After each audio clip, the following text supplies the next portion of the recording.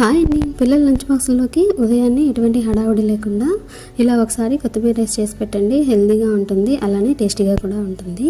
ఇక్కడ రైస్ కడిగి పెట్టుకున్న తర్వాత ఒక మిక్సీ జార్ తీసుకొని కొత్తిమీర, అలానే అల్లం ముక్కలు, కొద్దిగా చిన్నులపాయలు కూడా వేసుకొని మెత్తటి పేస్ట్ లాగా కొద్దిగా వాటర్ పోసుకొని గ్రైండ్ చేసుకోవాలి. ఇలా మెత్తటి పేస్ట్ లాగా గ్రైండ్ చేసుకుంటే సరిపోతుంది.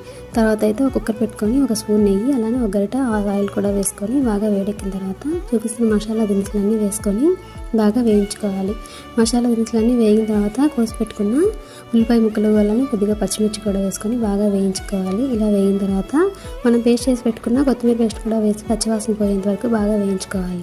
తర్వాత ఒక స్పూన్ ధనియాలు, అలానే కొద్దిగా పసుపు, అలానే కొద్దిగా కారం, కొద్దిగా ఉప్పు వేసుకొని బాగా కలుపుకున్న తర్వాత ఎసరు పోసుకొని మనం నానబెట్టి పెట్టుకున్న బియ్యాన్ని కూడా వేసుకొని బాగా కలుపుకొని కుక్కర్ విజిల్ పెట్టేసి 3 విజిల్స్ రానిచ్చామంటే మనకు టేస్టీగా కొత్తిమీర రైస్ అయితే రెడీ అయిపోతుంది. కొత్తిమీర రైస్ అయితే చాలా టేస్టీగా ఉంటుంది.